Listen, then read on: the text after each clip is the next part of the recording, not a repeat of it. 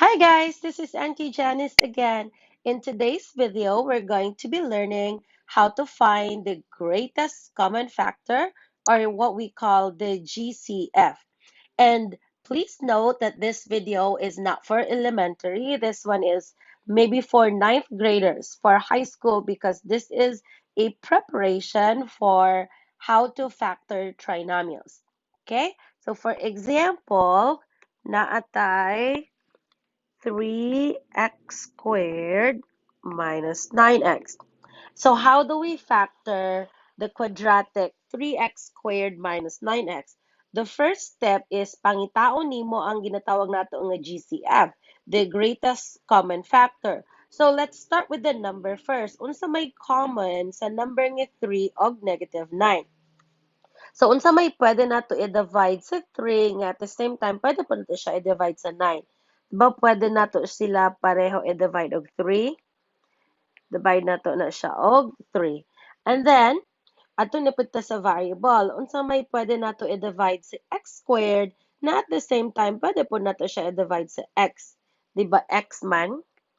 Okay? So, ang atua di ay GCF, atua di ay GCF diri is 3x. So ako dayong ibutang ang 3x on the outside.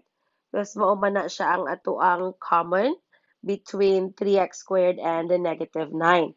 And then ako na dayong i-divide ang each term into a 3x. Let's start with the number. 3 divided by 3 would be a 1. So technically cancel na siya. X squared divided by x na atay mabilin nga x. Moving on with the other negative 9x. So negative 9 divided by 3. I will repeat that. Negative 9 divided by 3 na atay mabilin nga negative 3. Correct? Tapos, x divided by x is 1. So, pwede na siya i-cancel. So, nanaday tayo mabilin nga 3x times x minus 3. So, ang factored form di ay sa 3x squared minus 9x is 3x times x minus 3. Pero, hinahanglan po nato i-check, no? Kay basin day og wala og basin day og manamali ta. So, how to check your answer? Pag check nimo sa answer, imuha lang siyang i-multiply. So, unsa man ang 3x times x? I-distribute nimo. 3x times x, ako nang isulat na sa kilid, be.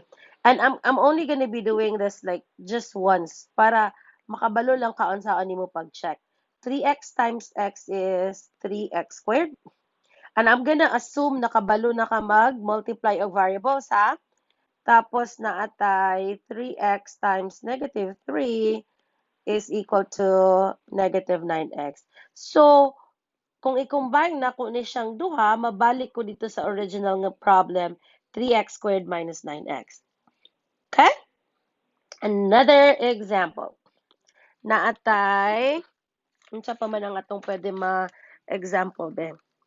For example, na atay 10x squared plus 15x. Okay? And same thing, atuwa siyang i-figure out unsa man ang number nga common between 10 and 15. So, unsa man ang common sa 10 o 15. Kung magkwanta og 2, dili 2 ang common, no? Kay 10 divided by 2 pwede, pero dili man siya 15 divided by 2, dili siya pwede. What if 5? Pwede kaya pag 5 atong gamiton? So, divide na ko siya og 5, divide na ko siya og 5. Mag-work ba?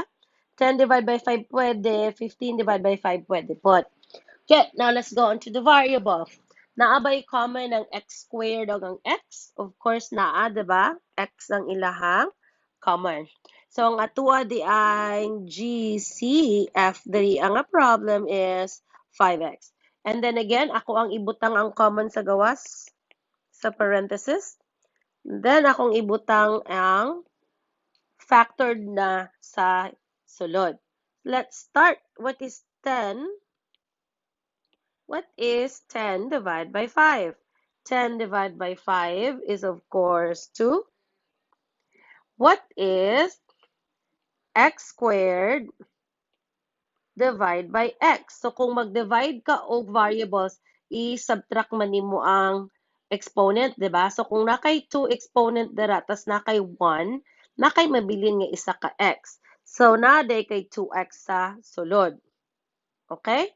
O, ngano kayang wala man tay number ganiha diri, ano? Kay 3 divided by 3 is 1 lang man. So, dili na nimo siya kinahanglan ibutang din ha, diba? So, in here, kay 10 divided by 5, napa man siya leftover nga 2. So, that's why I have to put 2x in there.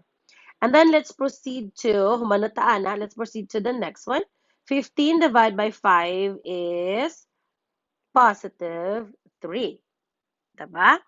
And then, try na to ang x divided by x. Oh, that's a 1, so cancel na siya. So, ang atuwa daing factored form sa 10x squared plus 15x is 5x times 2x plus 3. Pero, kinahanglan, i-check na to ang atuang answer. Pero usually, pagka inani siya sa imuhang test, usually ang imong teacher dili na siya gaas og i-check ang imong answer. But just to make sure, tapos mag-practice na punta og how to distribute, diba? So 5x i-multiply na ako sa 2x. Unya ang 5x i-multiply po na ako siya sa 3. So man ang 5 times 2, that's a 10. X times x is an x squared. 5 times 3 is 15. And copy the x. So, naaday tay 10x squared plus 15x and mag-match na siya sa ato ang original problem. Okay? Dili kayo siya lisod, no? Okay, let's try another one. We have 8x squared minus 28x. So, pangitaon na po nato ang ginatawag nato nga greatest common factor. Let's start with sa number. Unsa may common sa 8 o 28.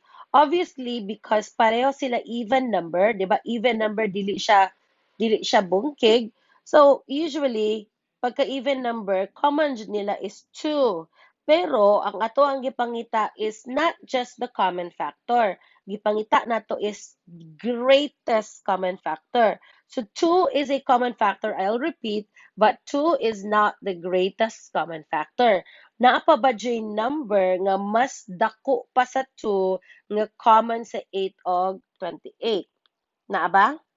Try nato ang 4. Pwede ba ang 4? 8 divided by 4, yes, that works. That's pwede. 28 divided by 4, that also works. Pwede siya. And then let's go with the variable. Naa siya'y common nga x sa duha. So, ang atuwa dahil GCF din niya is 4x. Okay? And then, let's go try to factor. Kung ibutang ang 4x sa gawas, ha, kay mo man na siya ang ato ang common factor. 8 divided by 4, 8 divided by 4 is 2. So, putang ka og 2. X squared divided by x. So, i-minus nimo ang duha ka exponent. 2 minus 1. That is just an x. And then, you have 28 divided by 4. And remember na ay negative din ha, ano? So, negative 28 divided by 4, that's a negative 7. And then again, x divided by x is just a 1. So, no need na mawala na siya, ma-cancel na nato ang x. So, ang atuwa di ay final answer, the factored form of 8x squared minus 28x is 4x times 2x minus 7. Pwede na ako i-check, but at this point siguro, kabalo na ka mag-check kung unsaon nimo mag-check sa imuhang final answer, no? So, pila naman to ka-example B atong go over? 1, 2, 3. So, let's go last example. Last example nato sa how to factor quadratics. Naatay 6x squared plus 27x. Okay, so 6x squared plus, let's do the other one. 21x na lang. So, 6x squared plus 21x. Naabay common ang 6 ug ang 21? Dili siya pwede og 2, no? Kay ang 6 divided by 2 pwede, pero dili siya pwede 21 divided by 2. What about 3? Pwede kaya ang 3? So, let's try. So, GCF. Kung i-divide na ko siya og 3, 6 divided by 3 pwede. 21 divided by 3 pwede pod. Okay? And then, what about the variable? Naa sila common nga, x. So, ang akuha di ang GCF diri is 3x. Tapos, atuwa na dayon siyang i-factor. And remember, pagka greatest common factor, gani siya kay naagi na siya sa gawas.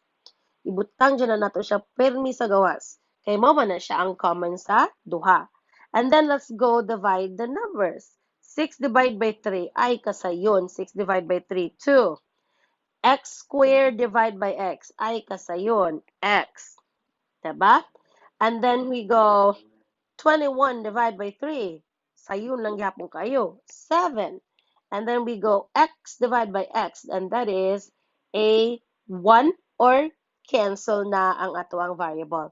So, ang atuwa di ay factored form for 6x squared plus 21x is 3x times 20 times 2x plus 7. Pwede na kadirian na ka mag-check. 3x times 2x. I-multiply nimo ni siya, 6x squared na siya. 3x times 7, i-multiply na nimo siya. That is 7, that is 21x. So, mabalik ta atong original nga problem. Okay? What if you try? Unsa man ang answer sa 12x squared minus 20x? Unsa man ang factor form sa 12x squared minus 20x? Comment nimo ang imuhang answer sa video para ma-check na ko kung nakasabot ba jud ka kung unsaon pag factor ang quadratics. And I hope you learned something today. In my next video, I am going to teach you how to factor trinomials. Pagkatulo na siya kabuok. Kay if you notice here, naatay kani siya first term, kani siya second term, tapos what if naapagid siya third term? Okay? I will see you on the next video and make sure i-share ni nimo sa mga classmate nimo nga nag-learn og algebra. I'll see you. Bye!